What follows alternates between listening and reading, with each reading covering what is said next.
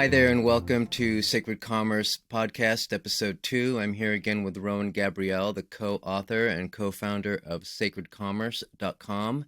It's a book, it's a movement, it's a website, it's a lot of different things, and we're going to talk about that more this week.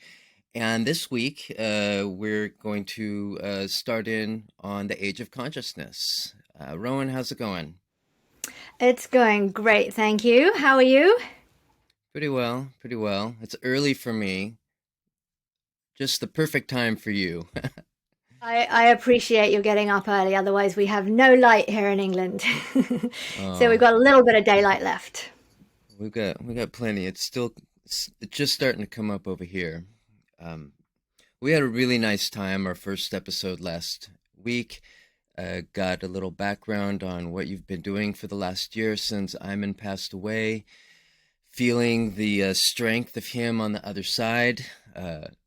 Obi Iman Kenobi, more powerful than ever. As I said the week he left, I was like, "That's it, Iman's gone viral." Gone viral. He's He everywhere couldn't all the wait. He's time. everywhere. I get messages from people all the time. Iman came into my dreams. Iman came into Mm, my meditation. He's like little that's cool. planting seeds everywhere. Bless him. That's so fun. Yeah, we're last night I just ran into some mutual friends of ours from the Union of the Kingdoms up in Mendocino, Nikki and Oh. Swami from Swami Select, and part of the crew and the crowd, and big network of merchant priests and priestesses that are. Yeah, they are some of our dearest friends. Swami is one of no three people that I ever met with Ayman that was able to meet him on all his levels. Yeah. That had because Swami's just like Ayman in terms of his worldliness. He follows the news in every Mm, country. Like, so few people do that. yeah. And so Yeah. there's so few people he can have a good argument or a good discussion with. And Yeah. Swami was one, they always would get right in there and discuss like everything from a multi-dimensional stance. It was great. Yeah. Well, it was great to run into them in Santa Barbara, and shout out to Swami Select. If you're a consumer of cannabis, there's not a better brand out there. And he's not a sponsor, just a friend. Um, Last week we did the catching up on things. We got into the Sacred Commerce book, the principles, some of the foundational principles like emotional intelligence, emotional alchemy. Sort of started touching on what that is. Got a taste of what the merchant priesthood is from ancient Egypt, and we're going to get more into those things. But this week we really wanted to kind of, after that introduction, almost jump to the end of the book, which is this book, Sacred Commerce, A Blueprint for a New Humanity. And we wanted to go to the very end, the epilogue. Heralding the Age of Consciousness is how we ended the book. And Rona and I discussed and thought it would be a really neat way to kick off this series of podcasts. Not to give away the punchline, there's no secret being given away. There's it's a context for where we are right now in the years since the book was written, in the years since many of us started our journey. There's been an acceleration. There's been so much change.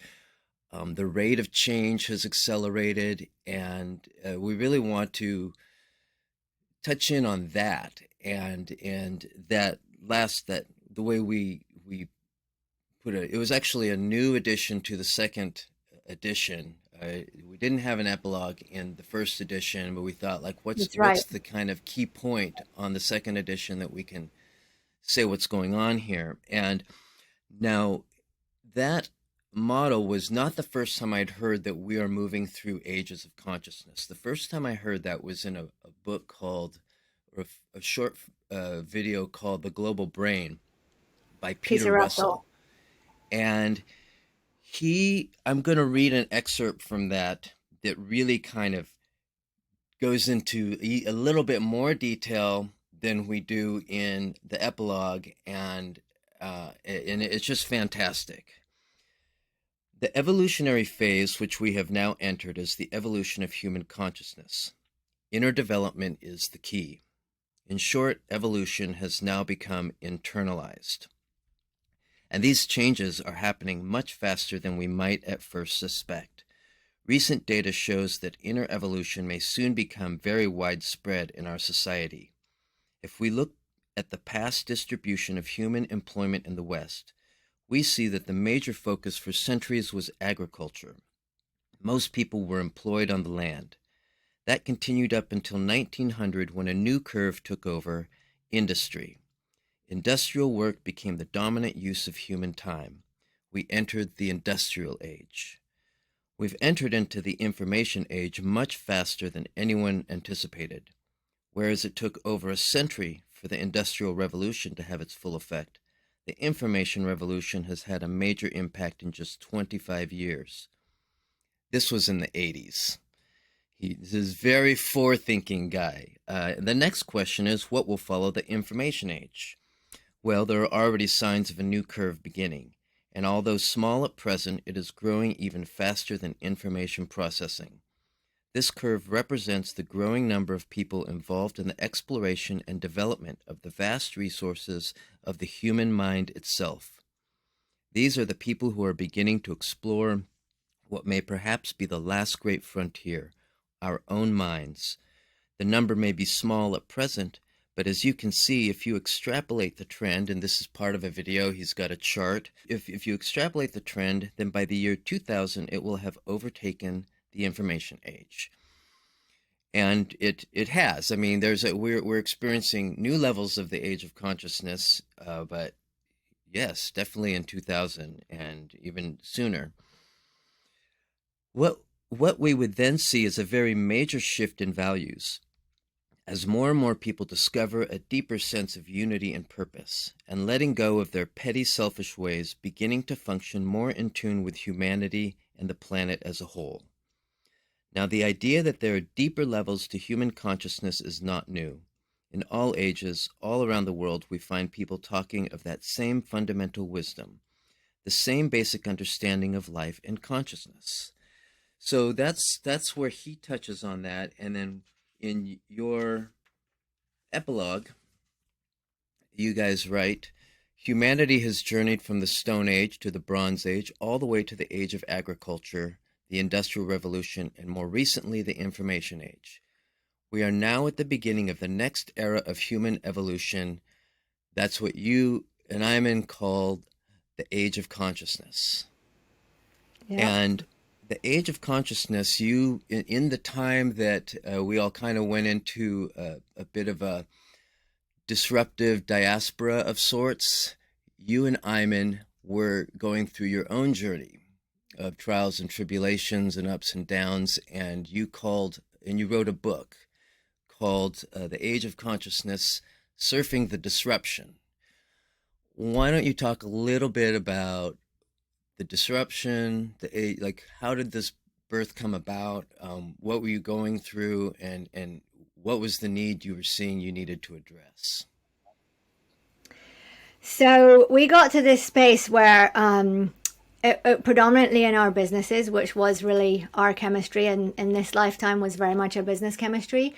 We got to this place where none of our businesses were working in the way we had expected or designed them to work, which really, now looking at it, was in the old ways. The old ways of doing business were not working for us. And we kept on kind of, trying to push the ball uphill and make them work in the old ways and make them, happen in the way that we were used to. Iman at that point had been in business, 35 years of his life. He had a huge amount of experience in all levels of business and how it should happen and how it could happen. And we were just kind of getting these roadblocks, and our finances would, self-funded everything up until that point. And, we'd been very blessed to be able to do that. And we'd done that from old companies and inheritances and different things that had come to us. And that our ability to self-fund all of this, and when I say all of this, everything that is, emotional literacy, emotional intelligence, emotional alchemy, and the Atopia platform was all self-funded by us. and we had a lot of people that worked with us at different times, and it all had to kind of come grind to a halt because our ability to self fund it was done, and we hadn't managed to kind of launch and do it. And so one day we were sitting in the office, and Iman was starting to go through, some pretty hefty health challenges. He needed a hip replacement. He was pre-diabetic, and we were living in Spain. Aslan was about 4 or 5, and the weight on me was very heavy. Like I was kind of holding everything, and I was starting to break, and I was just like, this is just not working. I can't do it. I'm one person, I can't hold the family, the health, And I said, we need to disrupt ourselves. We need to look at everything from new and redesign our lives for what is, because what is you're in this situation where you need support.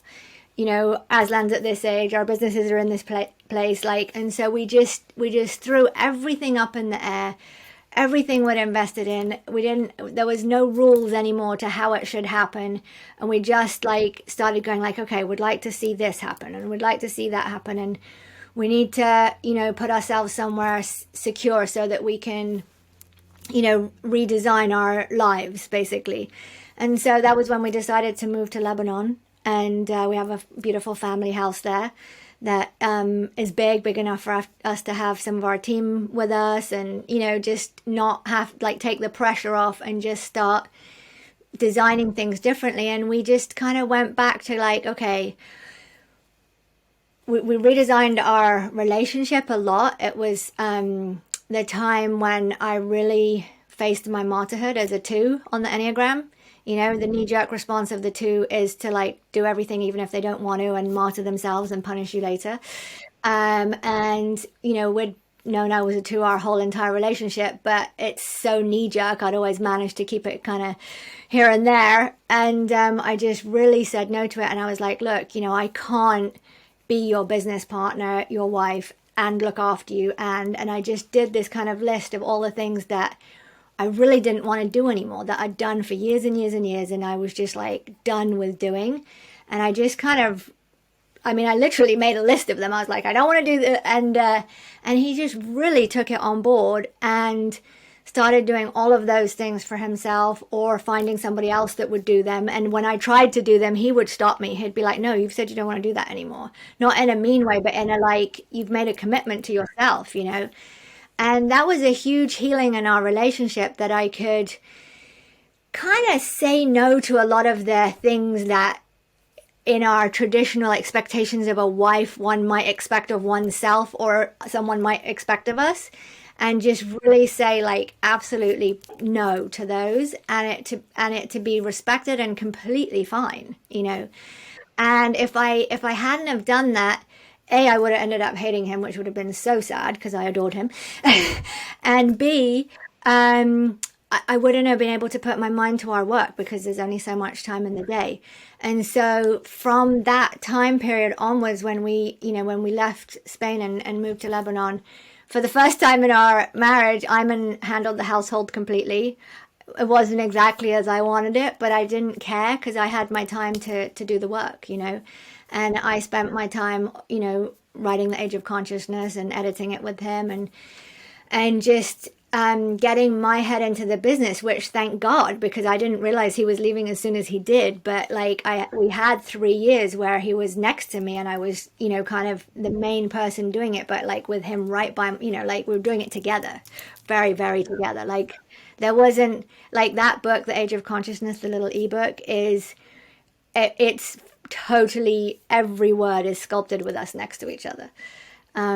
It's very much a co-creation. So yeah, it was a big disruption and a big change, and it really worked. We had such a lovely last 3 years, and with so much appreciation and love for who each other are, and who we became in each other's light, because as you know, we're very, very different people. And so all of those societal expectations that we just had to bust through one after the other, and the ingrained chauvinism you both, have naturally, those things really got faced in those 3 years. And I felt like we we completed a lot of our life lessons together, you know? That's amazing. That's amazing. Yeah, when I reflect on those years, I can't help. Those were essentially during the years, and I'm not saying there's a correlation. This is not a, it's not a anti-Trump thing. It's not definitely not a pro-Trump thing, but those were during the years that were like Trump was in office. And I think, and when I ask other people, there was a lot of people that were going through some sort of disruptive dynamic. There was some sort of trying to understand how life works, how love works, how relationships work, how all these things work, and really kind of, I know for myself, learning through, you could either take, like you said, the martyr voice or the heroic voice, this is happening to me, or this is happening for me. And it's such a simple little swap of words, very short words, but it's such a big deal. And you touch on that in the book, in The Age of Consciousness, which I'd really love to get into. And kind of like what we did with what we've been doing with Sacred Commerce, pop in on some key moments and expand on them. So I'm going to go to some points in the book here. And uh, you said you found pathways emerging, and we created a little map that we share with you in the following pages to guide you in your own transition. Our map is heavily sourced in the idea of changing rather than fixing, in attraction rather than cause and effect, and in working with our higher selves or God Goddess in true partnership. This is a map for those who are spiritually awake and find themselves in the narrows facing major disruption and would like to go through the transition more consciously. So that's a really powerful setup. And you know what can you say about that? What can you why don't you just sort of go right into the Age of Consciousness book and hit kind of the first principle that really occurs to you that you want to highlight? Yeah, I mean, I think for me it was really remembering I create my own reality. I'm not a victim. And I have a real anti-blame gene in me because it always makes me really mad to think that I might be giving my power away to somebody or anything. And anytime you blame somebody, that's what you're doing. And that's just a really strong thing in me. And so when I just started kind of going, okay, this is, this is all sculpting me. This is all happening for me, not to me. That and just remembering that and making that a very present knowing in in our day to day, then that kind of conversation with our reality changed because it wasn't like, oh shit, we got to go and live in Lebanon and the house in the mountains. I don't really like that house. It's not my kind of house. Like, like Mm-hmm. the brat side of one that's, Yeah, yeah. instead it was like, yeah, that's a really good idea. Let's go and live on the side of a mountain and like just be together and like really hone our work together. And then we can go back and take it out to the world whenever we're ready. Yeah. And it changes the conversation when you realize you're being sculpted and you get to like appreciate what's happening versus fighting it. And, there's something that our friend and teacher Lazarus, said one time, you create your own reality. You can have it all. You Mm-hmm. just can't have it all of the time, right? Right. So sometimes the relationship piece is working amazingly. Sometimes the abundance piece is working amazingly. And sometimes the kid piece is working amazingly. And, and you so have to appreciate what is because it's not going to be like that tomorrow or next week or next month or now I'm gone. Like, thank God I appreciated what was and we had this amazing 3 years. And that was the space we fell into when we kind of put ourselves in that space of being in the narrows. Mm-hmm. We discussed the narrows as being a time when there's a serious threat. For us, it was a financial threat. We were like, whoa, we're reaching like the edge of our ability to support ourselves without input, and the input's not coming for whatever reason. And so we had to like rein ourselves in, rein our lifestyle in a little bit, and start making choices that, didn't stress that piece of our reality. Mm-hmm. And so when you're in the narrows, it's just one choice at a time. you're not trying to deal with your issues. You're not like, oh, why did I create this? Like, what's my issues with abundance and my beliefs? It's like, no, let me deal with getting away from the fact that that's getting distance between me and the threat, the big threat. Right. And so by putting ourselves in Lebanon, we took away the threat. We could live on what we had. The bottom ended up falling out of the economy there, and all of a sudden our money was worth 10 times what it was. So our abundance went back to our normal level, like within 2 months of being there. Like magic happened in the way it does when you surrender. But we could never have known that was what was going to happen. But so that money that seemed really small to us in Spain, all of a sudden was like really big Yeah. Yeah. again in Lebanon, and we were back at the level that we're used to living at, which is always nice, if you get used to living at a certain level. And it was certainly amazing for me that Iman was able to live at that level for the rest of his days, not to have to like crunch his style at the end. He didn't have to for a second. That was beautiful. I mean, better than anyone what a beautiful, generous soul he was. They And do. that didn't have to stop because he went somewhere where his money was suddenly worth, Yeah. you know, 10 times what it had been, and he could be his generous self to the very last day. Yeah. Yeah. God, there's so many things that popped up in that. And one of them is this sense of, we have a whole industry of consciousness that has exploded over the last 40 to 50 years, even going back to the 60s. There's a whole range of spiritualist literature that goes before that. But in terms of really hitting the mainstream with the counterculture, there is this kind of sense of, particularly if you've been raised with a certain amount of privilege or a certain amount of access, that if something's not going right, you're not manifesting properly, or you're doing something wrong, and it's turned into one of the real shadows of our industry, is to go into So true. a self-blame dynamic when you're in the narrows. And from a ego perspective, you would say, oh, things are terrible, but that's not necessarily the case from the soul perspective. And I know that in this book, you're holding those tensions between what does the soul want, what would the soul like to quote unquote manifest, and what would the ego like to manifest. And would you say that your experience in the narrows illustrated that for you? 100%. You couldn't have said it better. It was a very soulful time. And it really, I think as humanity, we have given this thing called money ungodly powers. And when I say ungodly, I really mean it. Like the things that you can do because you have money are insane, Yes, literally, yes. literally insane and horrific. Yeah.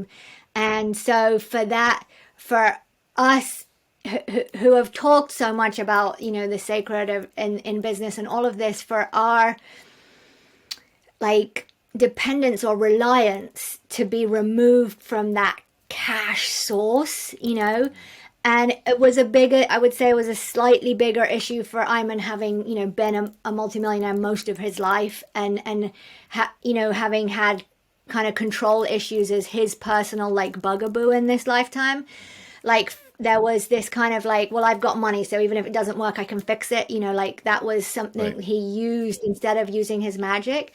And so for him to really have to like lean in heavily into his magic in those last 3 years, and to know that the most beautiful thing for me that I saw happen internally for him was he knew his value 100% on a soul level, and it was nothing to do with money. And I think before there'd been this kind of like, well, yeah, they liked me because I have money, or like there'd been this like part of him that wasn't sure if he was really doing it, Right. Right. because he had the money, so to speak. And he didn't care. There was no ego. He walked into situations where in the past, he was respected because of his money in those situations, like family situations or whatever. And he walked in and openly, didn't have the money to whatever, take everyone to dinner, or all the things he would normally have done in Right. that situation. Right.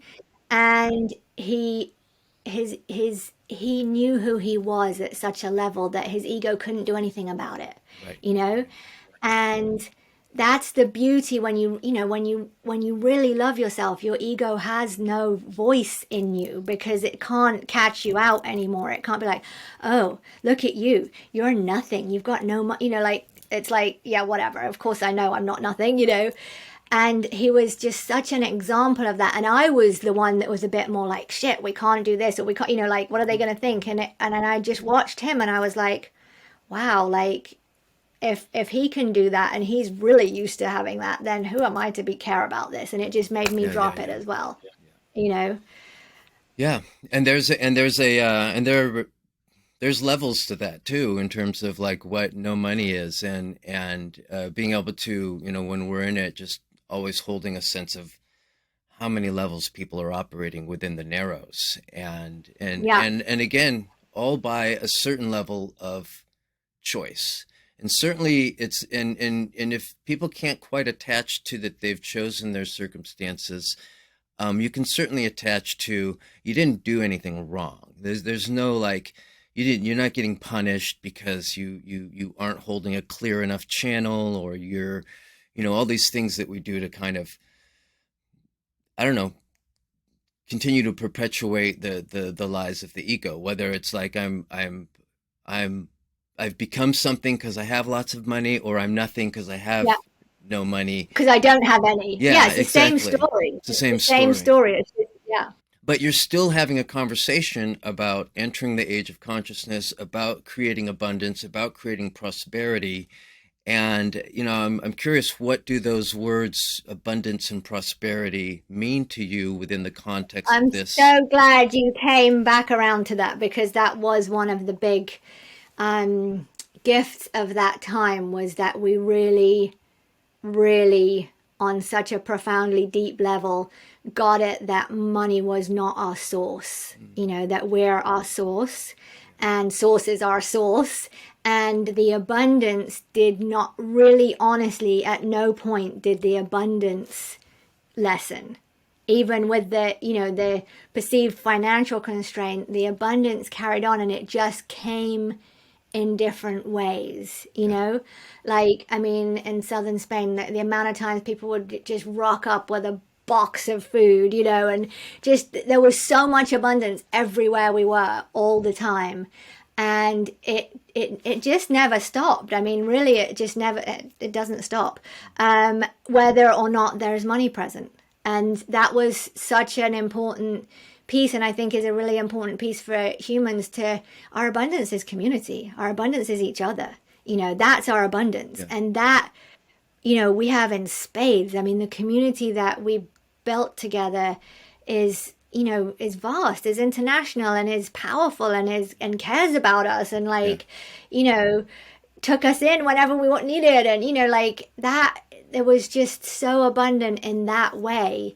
And then, of course, the money started coming back in, and the project started working in ways we never expected. And actually, people started coming to us wanting Sacred Commerce Consulting, and they started building out things we'd thought we'd build ourselves, mm, or asking us right, to do, the Emotional Alchemy course for their church, or the Emotional Alchemy course for their company, or that, and things that we'd been trying to do it all ourselves and fund it all ourselves. Like, who are we to think we can do it alone? We don't need to, So it was beautiful because all of those, as we released the attachment to mhm, the form started showing itself and guiding us, like, okay, here's how this bit's going to manifest, and here's how this bit's going to manifest. And they all, started having a life of their own. It was like, in a way, we had 5 kids together and they were companies, and they were unruly teenagers at that age, eating us out of house and home, and we had to just kick them out. And now they feed themselves and they bring us stuff. And yeah. That's a great yeah. metaphor. That's a really great metaphor. The disruption has a really interesting piece, and in some cases, the disruption happens to you.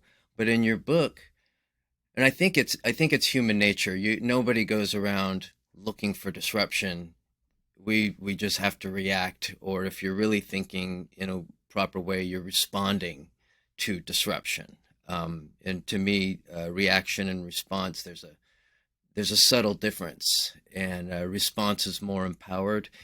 And you were saying something about like, well, if life doesn't disrupt you, you should disrupt yourself. I mean, if things going along too easy, do you think there's people that could actually do that if they're listening to this podcast? Like, what would it look like if your life hasn't been disrupted, but maybe it needs to be disrupted? Like, what would a life like that look like? I think people do absolutely disrupt themselves. Mm-hmm. And I mean, if you really think about it, anytime you choose to move house, you're Mm-hmm. disrupting yourself. That's a huge disruption. Or when you know that a time with a certain company or with a certain partner is coming to an end, that's a big conscious disruption. So it is really powerful. And when when we realized we were in the narrows in the way that we were, we consciously started pulling the plug on things and disrupting them, and moving country. And because it's um it's it's easy to stay comfortable, and the truth is, as the chaos of the old structures tumbling happens around us, if we that disrupting of ourselves is what makes the space for the new ways to like come into our consciousness, because we're all quite comfortable, especially in the West, and we can carry on with our nice little lives. And then ultimately, actually, if we looked back and we hadn't got involved, would I don't know, would we be okay? Yeah. So sometimes you want to disrupt yourself because you're like, actually, I want to respond to this. I want to respond to this chaos, to whether it's what's happening in education or politics. So I want to be a part of creating something new, something, something different. So I think people do disrupt themselves in part of their waking up. It doesn't have to come at you as the way of the world. Yeah, and It can be and conscious. and you can see sometimes when people are maybe things are going good, but you still know something's not quite right. Like you go like, Yeah, oh, this isn't. I'm hiding in this. I'm hiding in this situation. It looks awesome yeah, from the outside, but really, I would trade places with anybody. I would trade places with that homeless, passionate person than be in my propped up environment where there's no soul, there's no real conversations happening. Everything's really about talking about things and maybe talking about people, but not necessarily in a positive way. There's just this um, I think the literary term I've heard in the past is the wasteland, an yeah, inauthentic life. And if you're on a spiritual path, and there's a way to be spiritual when you can just get any crystal you want or go to any sacred destination you want and still not feel like you're growing at the soul level. And what is the technique or the insight within emotional alchemy that lets you know when, even if it looks like you all your abundance prayers have been answered, but there's something, it's not all quite right. What's the Shakespearean, not all is well in Denmark or something like that? yeah. there's I mean, it's a I feeling, right? Is how much do it's feelings really and when your passion's not alive, isn't it? I mean, it's like you can have all the trimmings, as they say. I Mhm. mean, that's in a way that's the space that I got to at the end of our Spanish life. Like my life looked, like it was all right. I had the great house and the great crystals and like all the things, and but like my fulfillment of it, expressing who I was, which really I think happens through your creativity or your work, whatever, however your creativity expresses itself, was not being was not being met anymore. Aslan was of an age where my major mothering was done, and I felt like I'd succeeded at that passion, which was definitely a passion. but your kids, as a mom, they really, really need you till they're 5, and then they need you less, and you need to Mm, start letting them go so they can become themselves. right. And so that had really happened.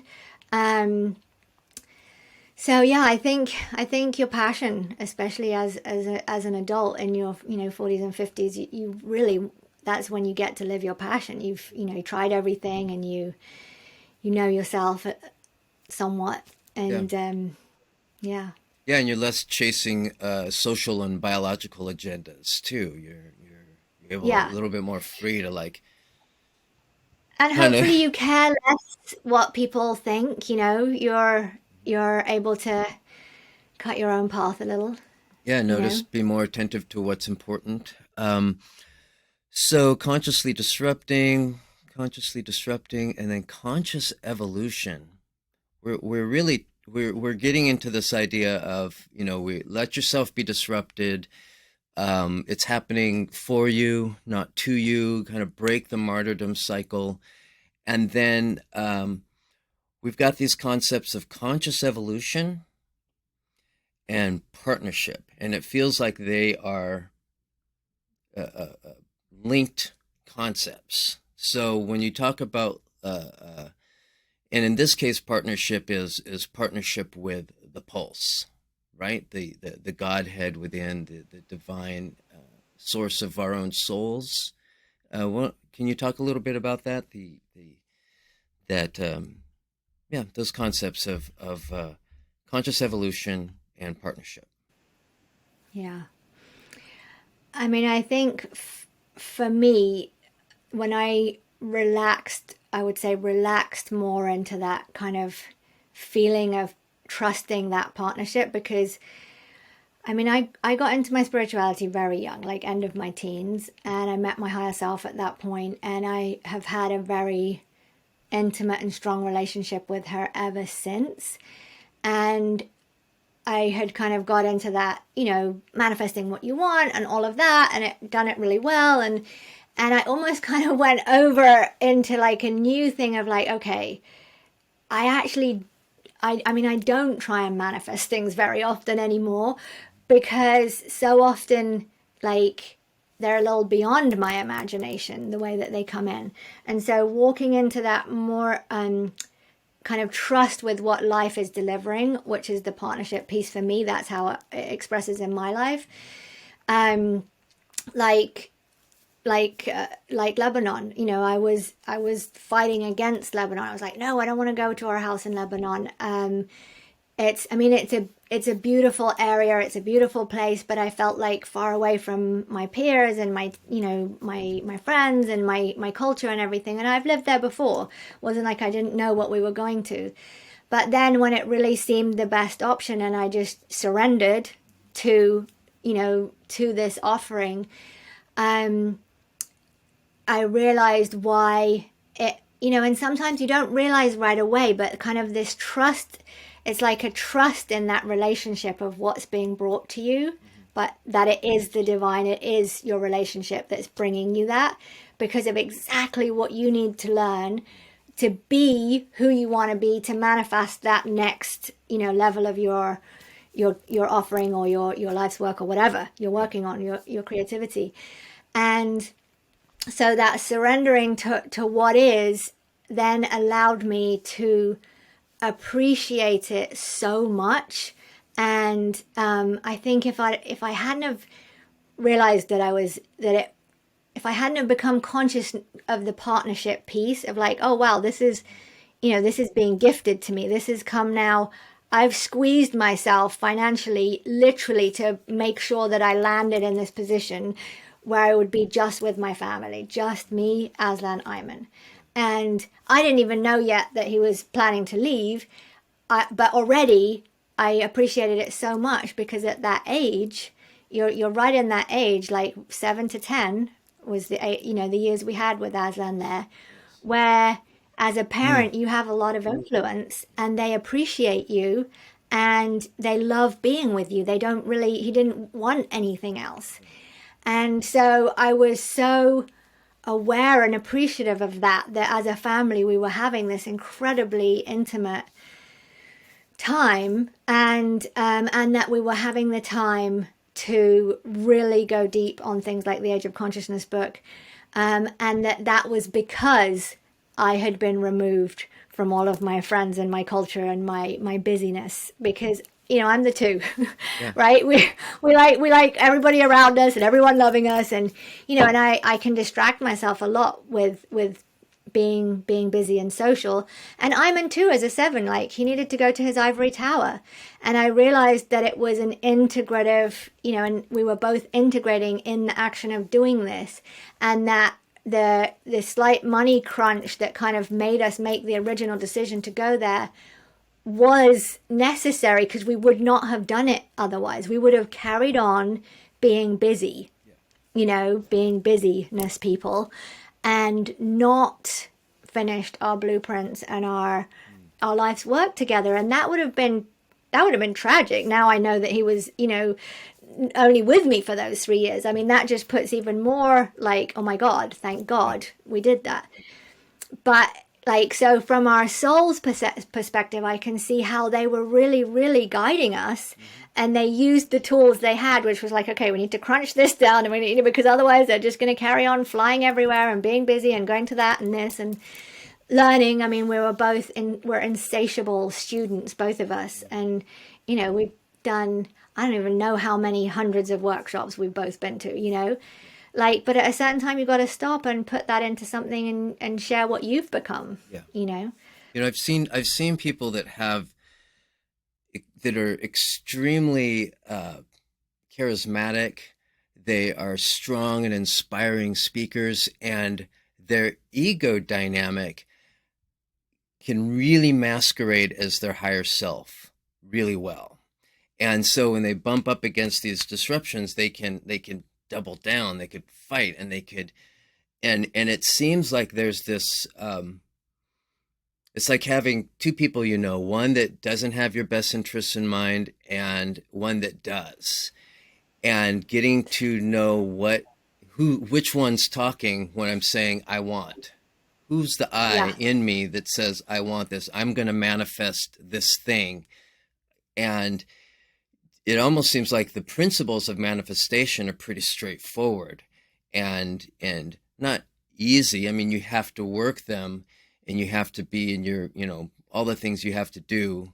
I'm not going to go over that right now, but it's a really tricky one to actually recognize the voice and recognize the source of that desire. And what do you yeah. do? How did was the only way that most people can do it is if the narrows just become like you can't manifest your way out of it, so you give up? Or is there a way that you can uh, uh, beat that one and just, you know, already know who's talking so that you don't have to have that egoic struggle so difficult? How do you do it? Or what's the point you've gotten to be able to recognize those voices? Are there tells? What is that? 100% meditation. Meditation. And still, sometimes I ignore it to the point of needing the narrows.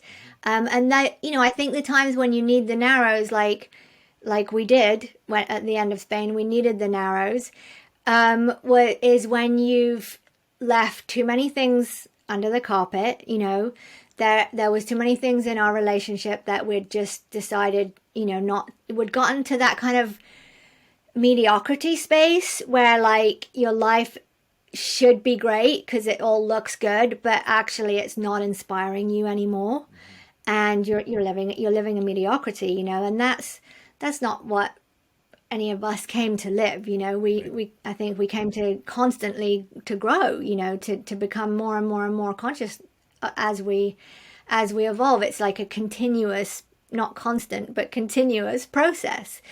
Um, and there is times when we get too comfortable and we don't listen to the whispers. They're always there, Yeah.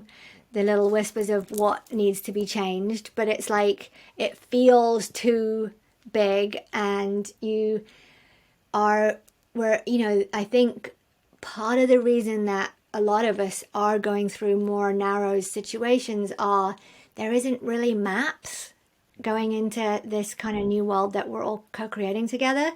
And so it's almost like we need a little bit the narrows because it's a birth canal. You know, it's that metaphor of the birth canal, and we're giving birth to new selves.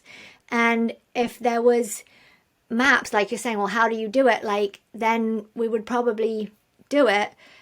But because we haven't done it before and other people haven't really done it before, I think we use the narrows as that way to, you know, shake things up and face those things that we don't want to face. Yeah. And I mean, really, those things we faced together at the end of Spain was all the things that could have easily been left under the table, like never looked at. The kind of things in plenty of relationships they're never looked at. Right, right. And but that wasn't who either of us are. We just were not here to settle. And so we had to just take them all out and all the uncomfortable things and just really look at them head on. And what was so beautiful about doing it at that point in our lives was that our relationship was, you know, 27 years in, and the love was really, really, really strong. So we could face the kind of horrible things and say the horrible things, whatever they are, that are truths, you know, because I came up with this term, isness. You can't argue with isness. This is how I feel about this, right? It's an isness. Yeah. Like there's nothing you can do about it. You can't talk me out of it. You can't persuade me out of it. You can't meditate me out of it. This is how I feel about this. Once I've expressed it, it actually might change. But right now, this is how I feel about it. And you need to know that your action of X makes me feel, I feel like this in response to it, right? And it was kind of me that, was often me that brought up our relationship. But it was like, this is just the isness. And I just kind of read him the right act. And it was like, he took it all on board, you know. And because the love was strong enough, we knew that even, you know, these, whatever would happen, like we're still going to love each other. And so it allowed us to just deal with them all. It was only a process of a few days. And we just turned everything upside down and yeah.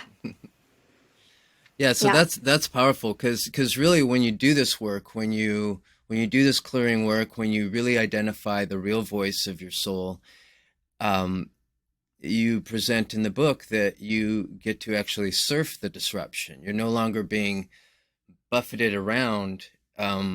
Somehow the signal gets clear, and really this is about listening to the soul and using the mechanism of emotional alchemy, this process of which right now we've been talking high concept. We haven't really been getting into what the actual practice is. You mentioned meditation. There's lots of different types of meditation. What type of meditation are you talking about, and how does it look when you are marrying it into the practice of emotional alchemy? So the kind of meditation that we did together is what we call shamanic meditation. So it's really like where we go in and personify those elements of ourselves, personify our higher self, personify our soul, personify our anger if they're who's, you know, getting in our way, and deal with them as if I was dealing with you, right? And so it makes them really real. And you know, everybody's different in terms of how they see their meditations and how it comes across. Some people are more auditory, some people, you know, feel it, some people see it. Doesn't matter, but just using your imagination to ignite the storyline and to extract the information. And I think the biggest place that we get stuck as humans is making the story too real.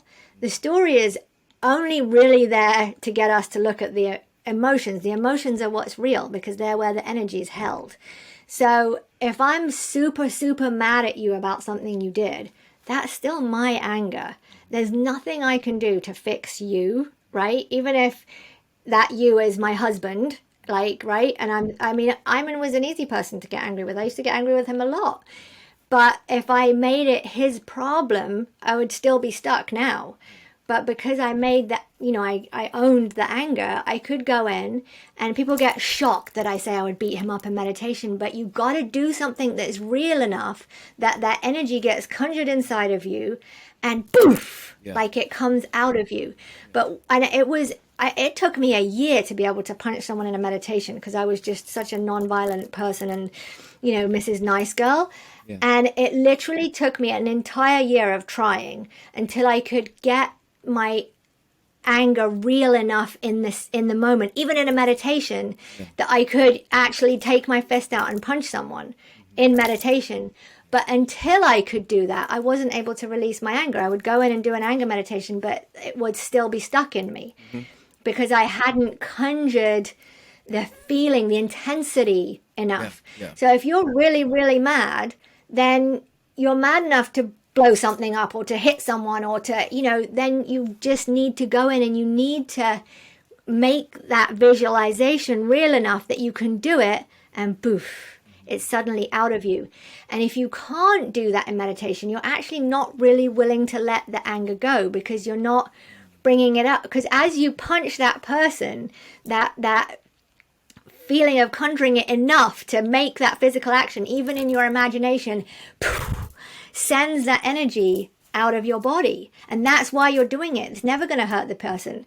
In fact, Iman would always come in like 2 hours later and like turn around and give me exactly what I'd been mad about him for not giving me, or whatever. Like, it would always dissipate the situation, always, because that interference pattern is gone. There's a paradox there, and you might think you're actually sending negative energy towards that person through the ethers, and thus, creating more violence in the world. But it seems like there's a paradoxical effect in that it actually It has releases to it. do with intention. It has to do with intention. Got And it. if your intention is to go into the meditation and to deal with your anger, I'm not blaming Iman, I'm not blaming Emmanuel, I'm not blaming somebody outside of myself. I'm going in and I'm dealing with this for the purpose of releasing the anger. Then it doesn't touch the person at all, because my intention is 100% clean. I'm wanting to be responsible, Right. right? I'm doing it out of responsibility. And until I could conjure enough energy to be able to do that in meditation, I was always had this like festering anger in me. Yeah. And I would always be bitching to people and finding Got a it. way to, slap them, talk about them behind their back. Like, oh yeah, Emmanuel, well, you know what he did, right? Like Right. find Right. a way to slap them back, which is far more nasty than if I could just close my eyes and hit you in a meditation, like That's for a the very purpose of excellent releasing point. it. That's a very excellent point. So it sounds like there's an aspect of this. You see this played out in like group therapy dynamics where people are doing constellation work, and somebody is playing the role of somebody, and you're just, it's almost like an internalized constellation work. Yeah, And the whole point of that is to heal, not to perpetuate the fear and the anger and separation consciousness that you've been embodying. And you made a really good point of, if I don't do this work, I'm going to be leaking that anger energy out all the time anyways. It's not yeah. like you're not doing it if you avoid doing it in meditation. Exactly. And that was, I mean, Iman gave me so many gifts in this lifetime, but his one of the biggest gifts was he was really not a bitch, like in the way that most humans are quite bitchy. And what that did for me, because as a two on the Enneagram, the twos can be pretty bitchy, because they martyr themselves, and the way that they then Right. punish is usually through bitching about somebody. And so I would bitch at him, and he would never bitch back. I mean, he bitched back twice, and I can remember what they were, and he did it because my bitch really needed putting in her place. Yeah. Yeah. So he had a really good one if he wanted to use it, but he didn't use it. And when if he did it on purpose to show me what a bitch I was being. Right. Right. But it very quickly stopped my bitch from really like getting a voice, because she would just be like left standing there looking like a complete idiot because there was no response. If someone bitches back, then the bitch bitches further and further, and it escalates, and you end up in, with lawyers or whatever, right? Yeah. It Yeah. gets horrible. But he by not bitching back, he made me see my bitch so early on in our relationship, Yeah. because he didn't play. Hmm. He didn't get on that game board with me. And that was such an amazing lesson for me. And it wasn't, it was, he gave that lesson to me over many years, but from early on, I started to feel it. And she would keep trying for years and years and years. Um, she was Yeah, tenacious. it's a lifetime of work to do that. So when you are talking about surfing the disruption in the book, you lay out a number of steps like pause, the narrows. Like we've been going through this. We have pause. Step two is the narrows. Step three, asking for help, which we'll return to. We do want to touch on that. Um, Surrender is step four, and you talk about why surrender. And step five, trust, gratitude, and humility. And step six, raise your resonance. And you talk about resonance and action, partnership with the divine. There's very clear steps. We're talking abstractly, but for people who want to dive deeper, there is a method to this. There is a process. There is a way to teach this to where you don't just have to keep rewinding this podcast and try to figure out what the deeper blueprint is. The book has the blueprint. You are teaching emotional alchemy courses. There's one that starts on the 23rd in just a few days. Yep. Um, I think when this is released, it'll just be starting and it won't be too late to join. Sophia Noel, as you're going to be more of like her wheelhouse is working individually with people, helping people work through their blocks. You paint a really strong meta picture. You've created these frameworks and these blueprints. And there is a way, if you are watching this podcast and you're intrigued and you're wondering, well, how can I do this? Maybe you need a little bit more guidance. That training is starting soon. It's online. You can do it from anywhere at sacredcommerce.com. And with this wrap up time, why don't you talk a bit about this course that's starting soon and the process a little deeper of emotional alchemy and how it can help people identify where they're at, no matter what stage, whether they're just beginning or they're really advanced, but still kind of, I know when you're really advanced, you can still get stuck just because you've been doing Yeah. this for years. I certainly felt stuck in the last several years at times, even in the last several months. They're just like I had a huge epiphany over the holidays in terms of like where I was still telling myself a story of nobody cares about you. And these are truths that we think are true, that we tell ourselves, and it's really a way that I was closing myself off from everything that my soul is wanting me to learn. And I had a particular moment where I just kept repeating. It was unbelievably difficult moment. Most people don't find themselves in situations like this, and I realized this was a blind spot for me. And the blind spot was a core belief. It was around core unworthiness. It was about nobody cares about you.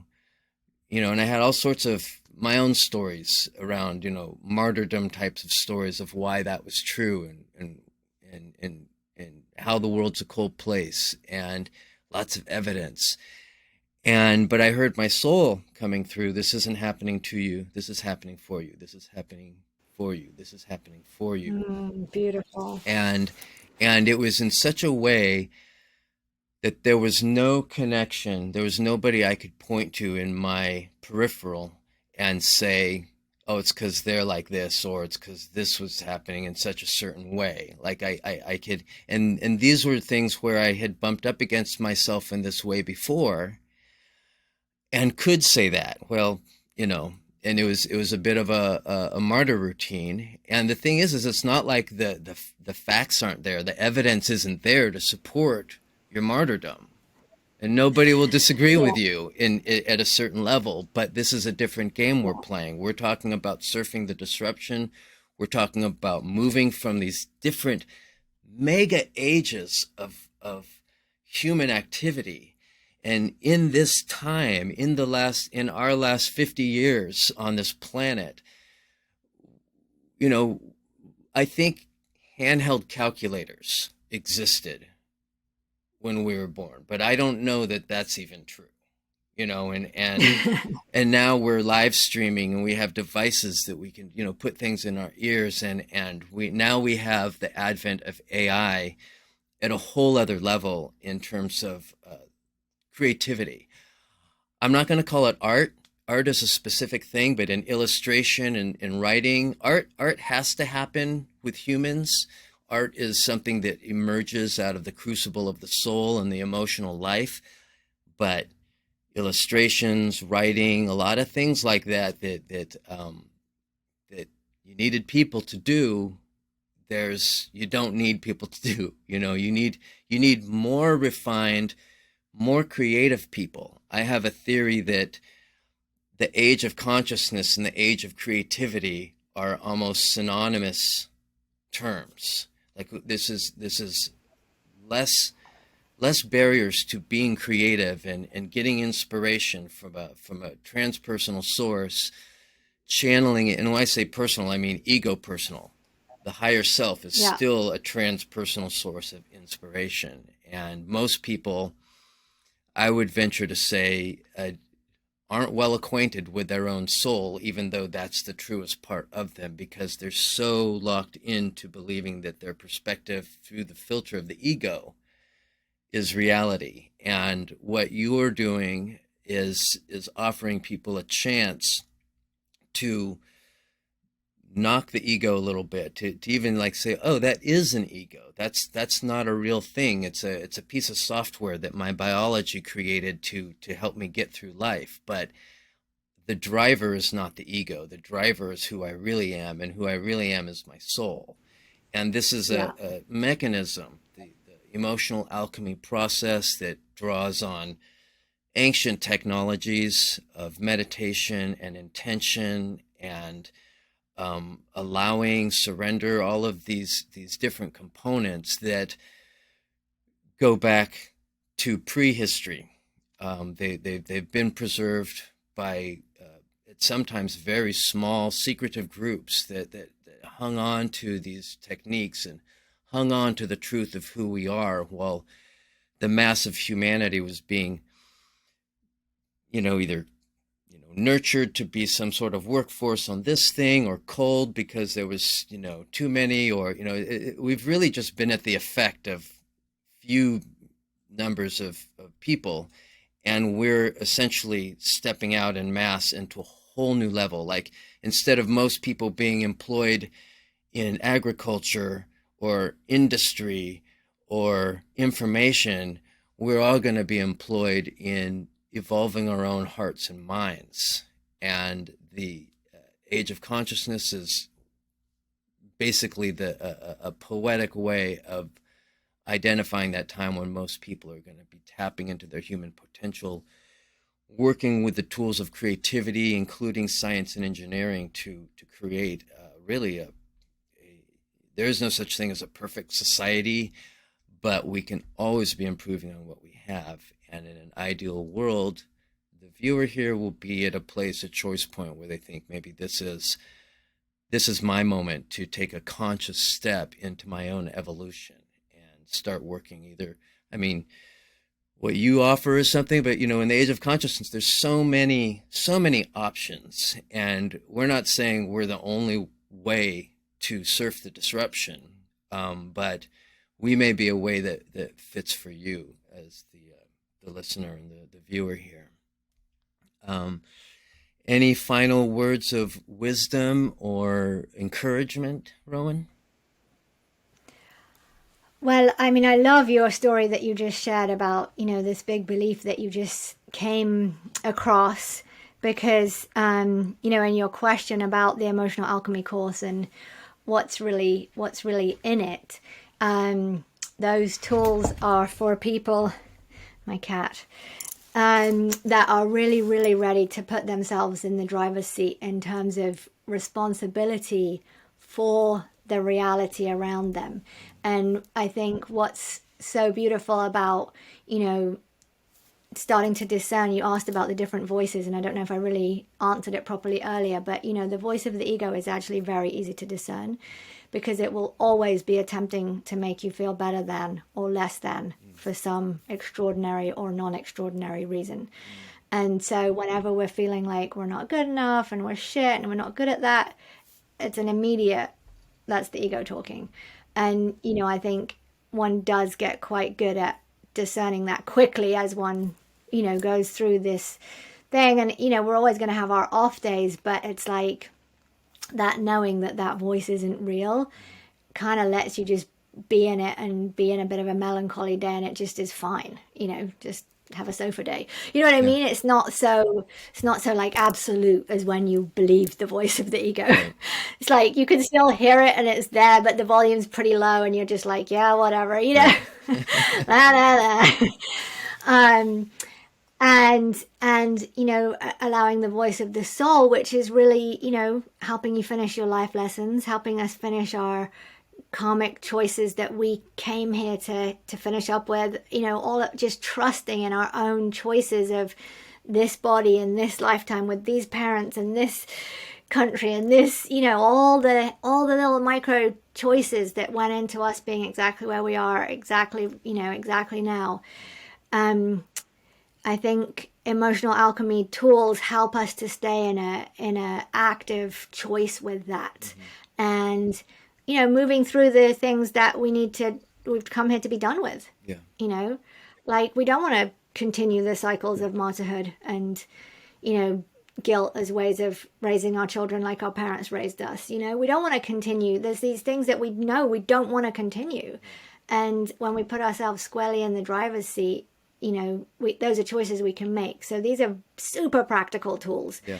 but they are, they really make you own whatever's happening in front of you, not as a victim, but as a journey, as a part of a perfect part of your journey. I heard the Course in Miracles says that the ego speaks first and the ego speaks loudest. Yeah. So the meditation piece is so key to really let the body and its agenda just quiet down and go to sleep. Yeah. And that's really I heard. And Go ahead. I was just going to say, and another really important piece. I mean, you talked a little bit about the past, which obviously, these technologies do have beautiful roots, but I also think where they are going to come into their own is in the future. And our relationship with the future is more essential than it's ever been. And this is part of I personally believe part of the intensity of the darkness is because of our lack of relationship with the future. And I think, turning our attention to the future and developing a positive relationship with our own and humanity's future is an essential tool moving forward. I would love for us to close out with you speaking more on this idea of the future, because it is one of those truisms in spiritual circles where you could be like, yeah, but what about be here now? What about everything's in the present moment? So I can hear that question. It even popped up in my own mind. So when you're thinking about in the context of emotional alchemy and resonance causation, which is what you're talking about, Yeah. in what way are we supposed to relate to the future that's not this grasping, ego-driven dynamic? Why don't you wrap us up just talking about the future and what's possible with that kind of creation? Absolutely, love to. So when it comes down to it, if we really think about it, everything, all healing, all our dreams, everything, are all going to come to us from the future, right? All healing comes from the future. It doesn't come from the past. It doesn't come from something we did back there. All healing comes from the future. And our relationship with the future is basically through our imagination. And we all have a relationship with the future. We, again, discerning the voices, right? A lot of us, it's a relationship of fear. Like, oh God, what if that happens? And what if that happens? You know, like anxiety. Anxiety is future fear, right? That's what it is. Yeah. It's fear that you've taken out of something that might have happened in the past and you've thrown it forward into the future. And now you're waiting for it to come at you as the way of the world, Yes. right? Yes. No, it's your fear. You threw it out there. And because you threw it out there, it's going to come to you. So when we can consciously start throwing out, like, you know, the high resonances, you know, and connect with like that me that is celebrating, you know, thousands of people all around the world doing emotional alchemy because they get it, you know, like that would be so amazing. I love that future. Let's resonate with that future, because that means that there's thousands of people that have woken up and they're living their dreams. You know, that's super exciting. And that has a beautiful resonance, right? Yes. So it's, but that's our key to the future is our imagination. That's the link. And so whenever there's things, fears, angers, things we don't want to have, it's so important to look at what future is that would create that. Because you might not think about it, but actually you have a perfect image of that future. If you're anxious that, you know, your mom's going to die next week, you have this future where she's this and this and this and this has happened, you know, and there's all the relationships between you and her that make that a bad thing. Like, okay, so this is true. It might happen. She might die. So let me make it something beautiful. Let me make it like she finishes her life and we heal everything before she goes. And she, you know, we can work with, when we get conscious of what that fear or that anger is that's coming at us, then we can go like, actually, no, I don't want it to be terrible that she died. She's an old woman. You know, like I want to be that we finished everything up together and I was there with her to leave. And I don't know, that's kind of a funky example, but you get the point, right? I mean, yeah. So that's a lot of stuff that we do in the course, is really start developing that relationship with the future through the tool of our imagination. Yep. That's fantastic. Yeah, well, I imagine it's going to be a fantastic course, and we're off to a great start with this podcast, and you know, I'm keep doing my work in the world. I got my day job.